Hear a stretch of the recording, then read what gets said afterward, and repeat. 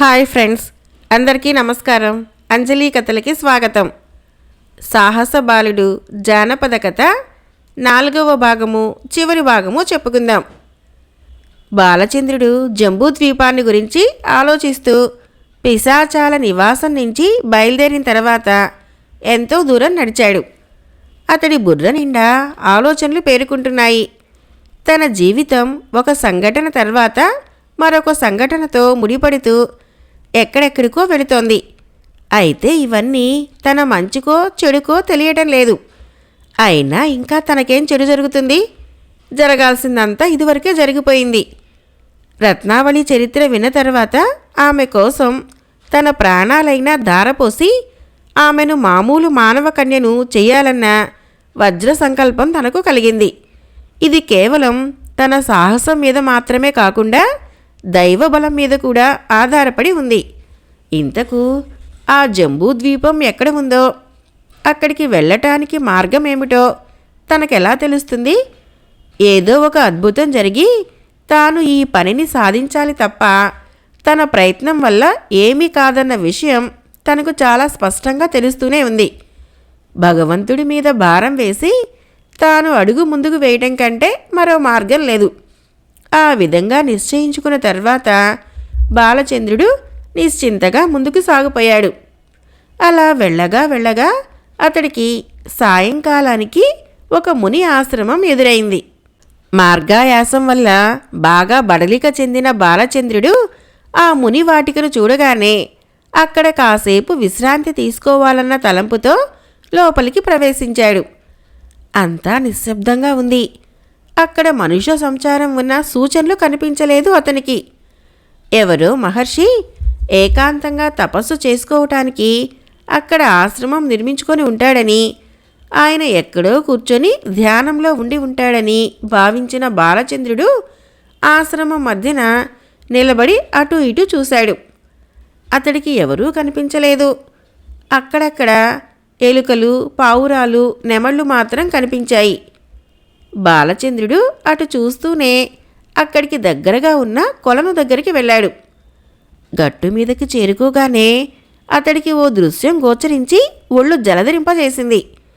నీటి మట్టానికి దగ్గరగా ఓ మునిని ఓ కొండ చిలువ మింగుతోంది. అప్పటికే ముని సగం దాకా కొండ చిలువ నోటిలోకి వెళ్ళాడు. కాళ్ళు మాత్రం బయట ఉన్నాయి. భయంకరమైన ఆ కొండ చిలువ పెద్ద తాటి చెట్టులా ఉంది. బాలచంద్రుడు వెంటనే మొల నుంచి కత్తిని దూసి కొండ చిలువ దగ్గరకు పరిగెత్తాడు. అప్పటికే కొండ చిలువ మునిని పూర్తిగా మింగివేసింది. బాలచంద్రుణ్ణి చూడగానే కొండ చిలువ అమాంతం బుసలు కొడుతూ విసురుగా అతడి మీదకు దూకింది. అది తోకను మెలిపెట్టి అతన్ని పట్టుకోబోగా బాలచంద్రుడు యుక్తిగా దాని పట్టు నుంచి తప్పించుకొని పక్కకు పరిగెత్తాడు. కొండచిలువ దర్పంతో మెలితిరిగిపోతూ ఆ ప్రదేశం దద్దరిల్లిపోయేటట్లు పెడబొబ్బలు పెడుతూ మళ్ళీ బాలచంద్రుడి మీదకు దూకింది. దానిని హతమార్చి ఎలాగైనా కడుపులో ఉన్న మునిని కాపాడాలన్న ఉద్దేశంతో బాలచంద్రుడు గాలిలో దాని తలపైకి ఎగిరి కుడి చేతిలోన కత్తితో తల మీద ఒక్క పోటు పొడిచాడు. కొండచిలువ తల కొద్దిగా చీలిపోయిందే కానీ దాని ఉద్వేగం ఎంతమాత్రమూ తగ్గలేదు. బాలచంద్రుడు ఎగిరి అటువైపుకు దూకగానే 1000 కళ్లతో అతన్ని పసగడుతున్న కొండచిలువ చటుక్కున తోకను మెలిపెట్టి అతన్ని గట్టిగా చరిచింది. కొరడా దెబ్బ తిన్నట్లు శరీరమంతా మంటపుట్టగా బాలచంద్రుడు ఆ దెబ్బకు విసురుగా ముందుకు బోర్లా పడిపోయాడు.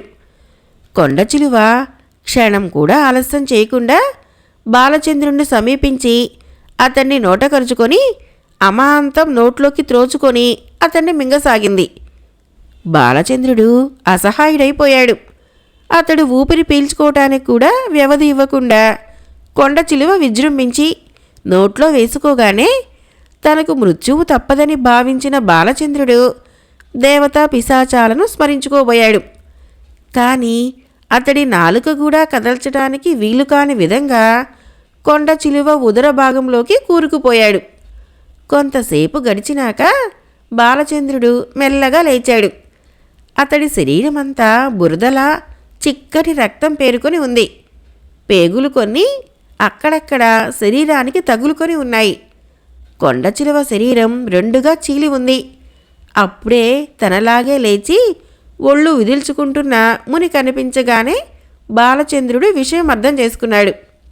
ఆ తర్వాత ఇద్దరూ కొలనులో శరీరానికి అంటుకున్న కొండచిలువ మురికిని కడుక్కున్నారు. బాలచంద్రుడు మునిని చూస్తూ, స్వామి, మిమ్మల్ని కొండచిలువ మింగుతూ ఉండడం చూసి మిమ్మల్ని కాపాడాలన్న ఉద్దేశంతో వచ్చాను. కానీ నేను కొండచిలువ దగ్గరికి వచ్చేసరికే అది మిమ్మల్ని పూర్తిగా మింగివేసింది. కడుపులో నుంచైనా మిమ్మల్ని కాపాడాలన్న తలంపుతో నేను కొండచిలువతో పోరాటానికి ఉపక్రమించాను. కానీ కొండచిలువ నన్ను కూడా మింగివేసింది. చెయ్యి సరిగ్గా కొండచిలువ నోటికి మధ్యగా ఇరుక్కున్నందున కొండచిలువ నన్ను మృంగే కొద్దీ నా ప్రమేయం లేకుండానే నా చేతిలోని కత్తి దానిని రెండుగా చీల్చుకుంటూ వచ్చింది. మనమిద్దరం ఈ విధంగా ప్రాణాలతో బయటపడటం జరిగింది. సమయానికి వచ్చి ఉంటే ఈ మాత్రం శ్రమ కూడా మీకు లేకుండా ఏదో విధంగా మిమ్మల్ని తప్పించగలిగి ఉండేవాణ్ణి అన్నాడు వినయంగా. ముని అతన్ని కౌగలించుకొని, పర్వాలేదు నాయనా, ఇప్పుడైనా నేను నీ వల్ల రక్షింపబడిన వాడినే. నువ్వు రాకపోతే ఇక కాసేపట్లో కొండచిలువ కడుపులో జీర్ణమైపోయి ఉండేవాణ్ణి కదా. నేను సంధ్యావందనం చేసుకోవటానికి కొలనులోకి వస్తూ ఉండగా ఈ కొండచిలువ ఏ చెట్టు మీద నుంచో హఠాత్తుగా నా మీదకు దూకి నన్ను అమాంతం పట్టుకొని నోట్లో వేసుకుంది. తపశ్శక్తి నాలో ఉండినా ఆ ఉట్టిపాటు పరిస్థితిలో నేనేమీ చేయలేకపోయాను. ఇంతలో భగవంతుడు పంపినట్లు నువ్వు రావటం, నన్ను రక్షించటం జరిగింది అన్నాడు ముని. ఆ తర్వాత ఇద్దరూ పర్ణశాలలోకి వెళ్లారు. ముని బాలచంద్రుడికి పళ్ళు ఇచ్చి అతిథి మర్యాద చేశాడు. ముని బాలచంద్రుణ్ణి చూస్తూ, నాయనా, నువ్వెవరివి, ఎందుకీ కారడవుల్లో ప్రయాణం చేస్తున్నావో తెలుసుకోవచ్చా అని అడిగాడు. బాలచంద్రుడు అతనికి తన వృత్తాంతం పూసగుచ్చినట్లు వివరించి, స్వామి, నా జీవితాన్ని గురించి నేను అంతగా బాధపడటం లేదు. నా తల్లిదండ్రుల్ని చెర నుంచి విడిపించాలి. అలా విడిపించాలంటే దుర్మార్గుడైన ఉగ్రసేనుణ్ణి హతమార్చాలి. నా మీదే ఆశలు పెట్టుకొని సగం పిశాచ జీవితానికి సగం మానవ జీవితానికి అలవాటు పడి ఉన్న రత్నావళిని మామూలు మానవ కన్యను చెయ్యాలి. అలా చెయ్యాలంటే నేను జంబూద్వీపానికి వెళ్ళి అక్కడ ఉన్న ఉష్ణ సరస్సులోని అగ్ని పుష్పం మీద ఉన్న మణిని తీసుకురావాలి. తమరు మహానుభావులు, నా మీద దయ ఉంచి నన్ను మీ కుమారునిగా భావించి నాకీ సహాయం చేయండి.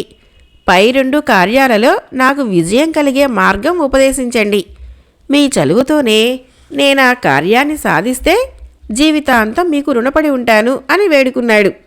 ముని బాలచంద్రుడి వృత్తాంతం విన తర్వాత కొద్దిసేపు కళ్ళు మూసుకొని దీర్ఘంగా ఆలోచనలో పడ్డాడు. ఆ తర్వాత కళ్ళు తెరిచి జాలిగా బాలచంద్రుడిని చూస్తూ, నాయనా, నువ్వు సాహసబాలుడివి.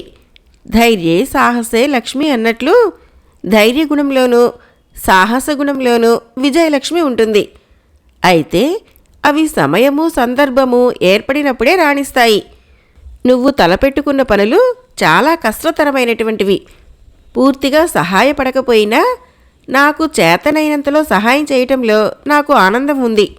ఉండు బాబు అని ముని పర్ణశాలలోకి తన ప్రత్యేకపు అరలోకి వెళ్ళి ఒక డబ్బీని తీసుకువచ్చి బాలచంద్రుడికి ఇచ్చాడు. చూడు బాబు, ఇందులో ఉన్నది సిద్ధాంజనము. దీనిని తీసుకొని కాలికి రాచుకొని తలుచుకున్న చోటికి ప్రయాణం సంకల్పించుకుంటే కన్ను మూసి తెరిచేలోగా అక్కడికి చేరుకోవచ్చు. నువ్వు తలపెట్టుకున్న సాహస యాత్రకు ఈ అంజనం ఎంతైనా పనికి వస్తుందన్న నమ్మకంతో దీనిని నీకిస్తున్నాను. ఈ అంజనం కాలికి రాచుకున్నప్పుడు నన్ను స్మరించుకో అని ఆ డబ్బీలోని అంజనం మహిమను వివరించి ముని అతన్ని ఆశీర్వదించాడు.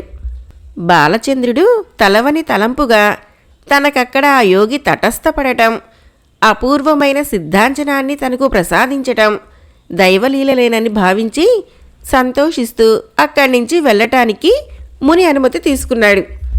ఆ తర్వాత అతడు ఆశ్రమం బయటికి వచ్చి సిద్ధాంజనం కుడికాలికి రాజుకొని మునిని ధ్యానించుకుంటూ జంబూద్వీపంలోని ఉష్ణ సరస్సు ముందు తాను ఉండేటట్లు కోరుకున్నాడు. జంబూద్వీపం అనే దీవి సముద్ర మధ్యంలో ఉంది. నాగరికతకు ఏమాత్రమూ సంబంధం లేని కోయవాళ్లంతా ఆ దీవిలో నివసిస్తున్నారు. అక్కడ ప్రకృతి సహజమైన ఓ ఉష్ణ సరస్సు ఎప్పటినుంచో ఉంది. ఈ సృష్టిలోని ఎన్నో వింతలు విశేషాలు ఉన్నాయి. కొన్ని ఎప్పుడు ఎందుకు ఎలా ఏర్పడ్డాయో ఎవరికీ తెలియదు. జంబూద్వీపంలోని కోయగూడాలన్నిటికీ నాయకుడైన కంపన దొర గూడెం దగ్గరగా ఉంది ఆ ఉష్ణ సరస్సు. ఆ సరస్సులోని ఓ ఎర్రటి పుష్పాన్ని అగ్నిపుష్పము అంటారు. ఆ పుష్పం మీద అతి విచిత్రమైన మణి ఒకటి ఉంది. రెండవ సూర్యబింబంలా వెలుగుతూ ఆ గూడెంలోని వాళ్ళందరికీ అంతుపట్టని దేవరహస్యంగా ఉండిపోయింది. చివరకు ఆ మణి తమ ఇలవేలుపుకు చెందిన శక్తి అన్న నమ్మకం ఆ అటవికుల్లో పాతుకుపోగా ప్రతి కోయవాడు కోయ యువతి ఆ మణి పట్ల ఎంతో భక్తి వినయాలతో మసలుకోసాగారు. ఆ మణి దగ్గర ప్రతి సంవత్సరము కార్తీక శుద్ధ పౌర్ణమి నాడు కోయగూడాల వాళ్ళంతా చేరి ఉత్సవాలు జరుపుతూ విందు వినోదాలు చేసుకుంటూ తమ ఇలవెలుపును కొలవటం పరిపాటి అయింది. అయితే ఆ సంవత్సరం కంపన దొర తనకు కలలో తమ ఇలవేలుపు కనిపించి ఓ రాజపుత్రిని బలిపెట్టాలని, అప్పుడే ఆ ఉత్సవాలకు సార్థకత ఏర్పడుతుందని, బలికి పనికి వచ్చే రాజకుమారి అర్హతలను కూడా కొన్నింటిని సూచించిందని తన వాళ్లకు చెప్పాడు. బలి ఇవ్వవలసిన కన్య రాజపుత్రిక అయి ఉండాలి. ఆమె వయసు 16 సంవత్సరాల లోపై ఉండాలి. పురుష సంపర్కం లేనిదై అన్ని విద్యల్లో ఆరితేరిందై ఉండాలి. కోయదొర తన అనుచరులకు ఈ విశేషాలన్నీ చెప్పి తన అనుచరులను దేశ దేశాల మీదకి పురమాయించాడు. ఆ ప్రకారమే కొందరు వెళ్ళి జంబూద్వీపానికి దగ్గరగా ఉన్న మలయవతి నగర రాజపుత్రి అయిన శోభావతిని పట్టి తీసుకువచ్చారు. సహజంగా కోయిలకు మందు మాకుల ప్రయోగాలే కాకుండా కొన్ని క్షుద్ర మంత్రాలు కూడా వాళ్ళ వశంలో ఉంటాయి. కనుకట్టు, చేతబడి మొదలైన క్షుద్ర ప్రక్రియలతో వాళ్ళు ఇటువంటి పనులు సులభంగా సాధించుకుంటారు. మలయవతి నగర రాజధానికి వెళ్ళిన కోయలు అర్ధరాత్రి దాటిన తర్వాత కన్యాంతఃపురం ప్రవేశించి స్పృహ తప్పించే మూలికలు ప్రయోగించి కావలి వాళ్లను, అంతఃపుర దాసీలను మూర్ఛలోకి దింపి రాకుమారి అయిన శోభావతి మీద కూడా అదే ప్రయోగం చేసి ఆమెను పట్టి తమ నాయకుడి దగ్గరకు తీసుకువచ్చారు. ఆ రాజపుత్రి అందచందాల్ని చూడగానే కోయదొరకు మతిపోయినట్లయింది. బలిపెట్టే సంగతి గాలిలో వదిలేసి తాను ఆ రాజకుమార్ని పెళ్లాడాలని పట్టుబట్టాడు. కోయల్లో వృద్ధులైన కొందరు ఇది మంచిది కాదని కంపన దొరను వారించి చూశారు. కానీ ప్రయోజనం లేకపోయింది. అతడు పట్టిన పట్టు విడవలేదు.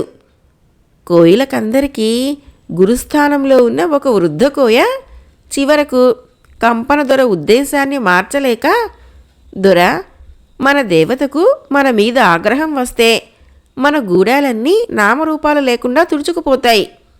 పోని నువ్వు అంత మోజు పడుతున్నావు కాబట్టి ఈ రాజపుత్రుని అమ్మోరి కంటి దగ్గరే మనువాడి అక్కడే దండం పెట్టుకో. వచ్చే ఏడు ఇదే నాటికి ఇలాంటి కన్యనే బలిస్తానని ఈ తప్పు మన్నించమని కోరుకో అన్నాడు కోయదొర. అందుకు సమ్మతించి ఆ ప్రకారమే చేయటానికి నిర్ణయించుకొని ఏర్పాట్లు చేశాడు. ఆ ప్రకారం రాకుమారిని బలవంతంగా పెళ్లి కూతుని చేసి తన వాళ్ళందరినీ కూడగట్టుకొని అగ్నిపుష్పం ఉన్న సరస్సు ఎదురుగా ఉన్న కోయదేవత గుడి దగ్గరికి వచ్చారు. సరిగ్గా అదే సమయంలో సిద్ధాంజనం ప్రభావం వల్ల ఉష్ణ సరస్సు దగ్గరికి చేరుకున్నాడు బాలచంద్రుడు. అగ్నిపుష్పం దగ్గరికి వెళ్ళటానికి మార్గమేమిటా అని ఆలోచిస్తూ ఉండగా అతడికి అల్లంత దూరంలో డప్పుల మోతలు, కోయలు పాడుతున్న కొండ పదాలు, తుడుం కొమ్ముల నినాదాలు వినిపించాయి.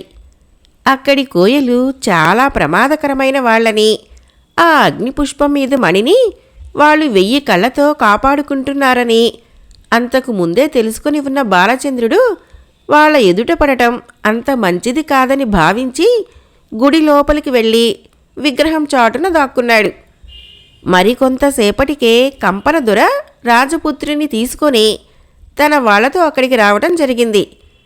విగ్రహం చాటున ఉన్న బాలచంద్రుడు తలను ఓరగా తిప్పి దేవి చెయ్యి చాటు నుంచి బయటి దృశ్యాన్ని చూసి ఆశ్చర్యపోయాడు.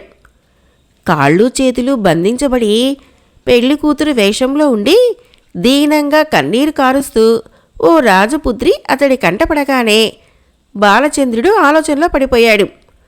అక్కడేదో హృదయ విదారకమైన దృశ్యం జరగబోతుందని అతడు స్పష్టంగా తెలుసుకున్నాడు. అయితే ఆ రాజపుత్రి ఎవరు? ఆమెను కోయవాళ్లు ఎందుకు పట్టి తెచ్చారు? బలి ఇవ్వటానికైతే మెడకు వేపమండలు, కుంకుమ బొట్లు, పసుపు పూతలు కనిపించడం లేదు. పెళ్లి కూతురి వేషంలో ఉంది.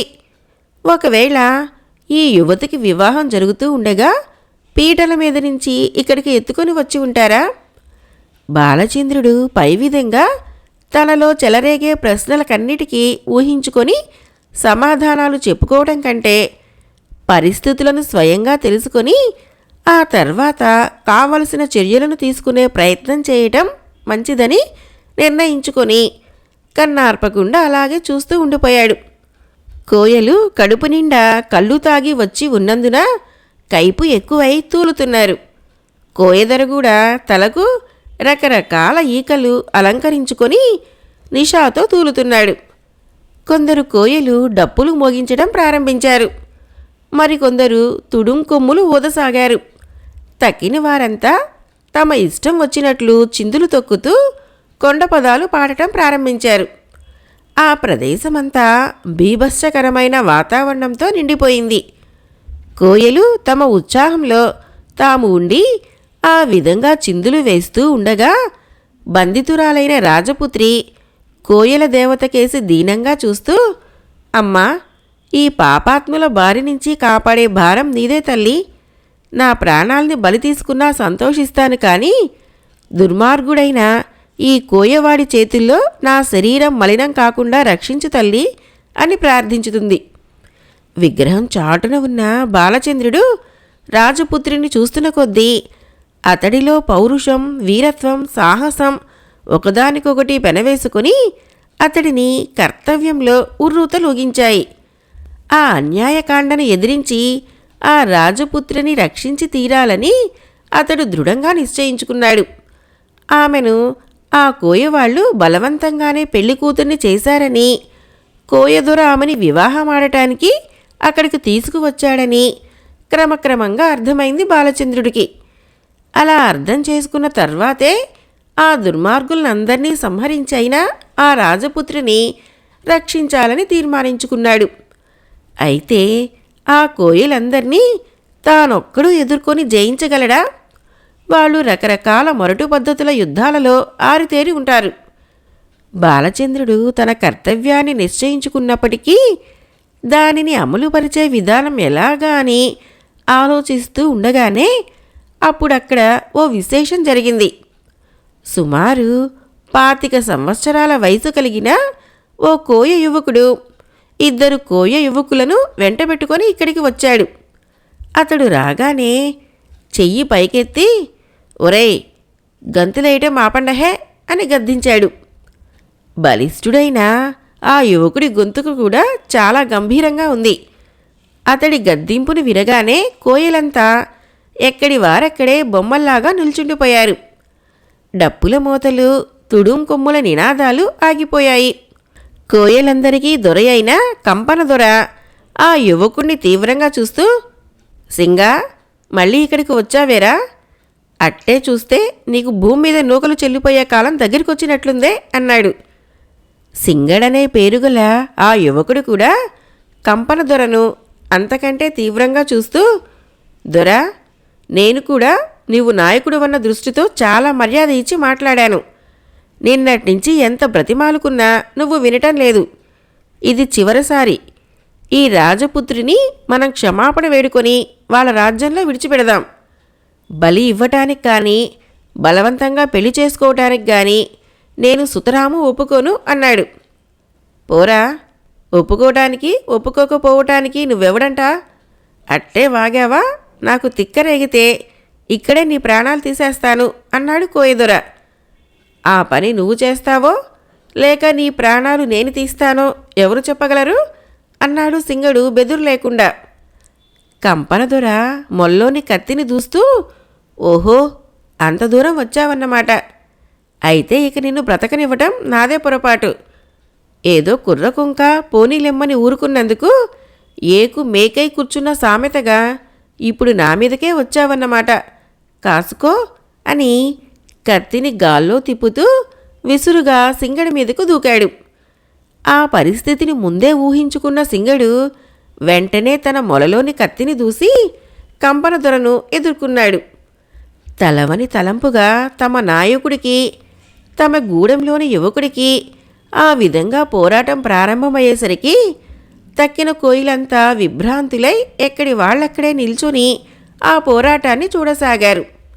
హఠాత్తుగా ఓ కోయ యువకుడు వచ్చి తన కోసం ప్రాణాలు సైతం లెక్క చేయకుండా కోయదొరతో యుద్ధం చేస్తూ ఉండటాన్ని విస్మయిస్తూనే శోభావతి అతడికి విజయం చేకూర్చి తనను రక్షించమని దేవిని ప్రార్థించసాగింది.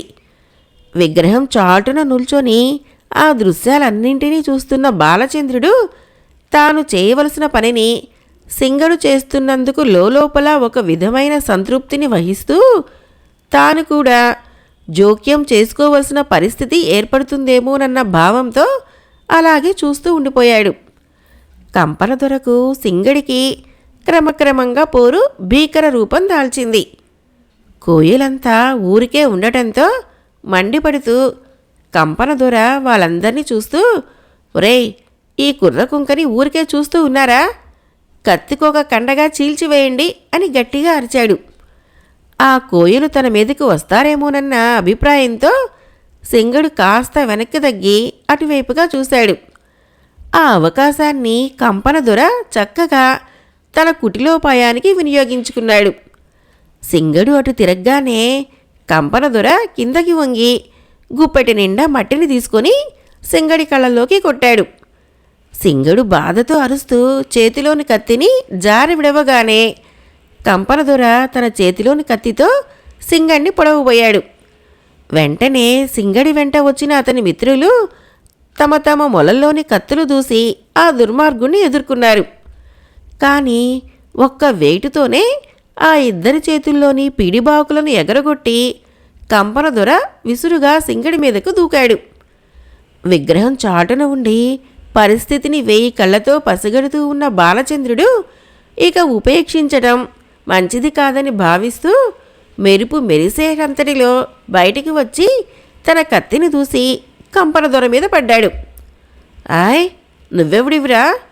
అట్టే చూస్తే ఎక్కడెక్కడో వాళ్ళు నా మీద కట్టగట్టుకుని పోట్లాడికి వచ్చినట్లుందే. చూస్తాను మీ అందరి సంగతి ఏమిటో అని బాలచంద్రుడితో పోరాటానికి ఉపక్రమించాడు కంపనదొర. బాలచంద్రుడు ప్రళయ రుద్రుడిలాగా మండిపడుతూ అన్ని దుర్మార్గ చర్యలకు కారకుడైన ఆ కోయదొరను వధించి తీరాలన్న పట్టుదలతో తీవ్రంగా విజృంభించాడు. అతడి ముందు కంపన క్రమక్రమంగా తాళలేని స్థితికి వచ్చాడు. కంపనదొర బలహీనుడు కాగానే బాలచంద్రుడు తన కత్తితో ఒక్క వేటుతో కంపనదొర చేతిలోని కత్తిని ఎగురకొట్టి మరొక వేటుతో అతని తలను ఖండించి వేశాడు. అలా కంపనదొరను వధించగానే బాలచంద్రుణ్ణి సింగడు అతని స్నేహితులు తమ్ము కాపాడటానికి వచ్చిన భగవంతుడు అని ప్రశంసించారు. కోయిలంతా కూడా బాలచంద్రుడి మీద వినయ విధేతలు ప్రకటించారు. బాలచంద్రుడు శోభావతి కట్లు విప్పి తనకు నమస్కరిస్తున్న ఆమెను జాలిగా చూస్తూ, భయపడకు చెల్లి, నీ నివాసానికి నిన్ను సురక్షితంగా పంపిస్తాను అని ధైర్యం చెప్పాడు. తర్వాత బాలచంద్రుడు సింగణ్ణి ఆ గూడాలన్నిటికీ నాయకుడిగా ప్రకటించాడు. సింగడికి తాను వచ్చిన పనిని వివరించగానే సింగడు అగ్నిపుష్పం మీద దివ్యమణిని తెచ్చి ఇచ్చాడు. శోభావతిని మలయవతీపురానికి చేర్పించమని సింగడికి చెప్పి బాలచంద్రుడు సింగణ్ణి కోయలను వీడ్కొని సిద్ధాంజనాన్ని కాలికి రాచుకొని రత్నావళి ఉన్న చోటికి చేర్పించమని మునిని ప్రార్థించాడు. అతడు కళ్ళు తెరిచి చూసేసరికి రత్నావళి దేవతా పిశాచాలు ఉన్న చోటికి చేరుకున్నాడు. తను సాధించి తెచ్చిన దివ్యమణిని రత్నావళి తల మీద ఉంచగానే ఆమెకు పరిపూర్ణ మానవత్వం సిద్ధించింది. ఆ తర్వాత పిశాచాలన్నీ తమ నివాసంలోనే బాలచంద్రుడికి రత్నావళికి వివాహం జరిపించాయి. బాలచంద్రుడి కోరిక ప్రకారం ఆ దేవతా పిశాచాలు రత్నావళిని బాలచంద్రుడిని తీసుకువెళ్ళి చంద్రావతి నగరం రాజమందిరం మీద దిగాయి. ఉగ్రసేనుణ్ణి రాణిని చంపి ఆ దేవతా పిశాచాలు బాలచంద్రుడికి చంద్రావతికి నగరాన్ని పట్టం కట్టాయి. చెర నుంచి విముక్తులైన బాలచంద్రుడి తల్లిదండ్రులు ఆనందంతో కుమారుణ్ణి కౌగలించుకున్నారు. బాలచంద్రుడు చంద్రావతి నగరానికి రాజై దేవతా పిశాచాల సహాయంతో రాజ్యాన్ని పరిపాలించాడు. సాహస బాలుడు దేవతా పిశాచి కథ సమాప్తం. ఫ్రెండ్స్, నా కథలు నచ్చినట్టయితే మన ఛానల్ని తప్పకుండా సబ్స్క్రైబ్ చేయండి, లైక్ చేయండి, షేర్ చేయండి, మంచి కామెంట్ చేయండి. Thank you.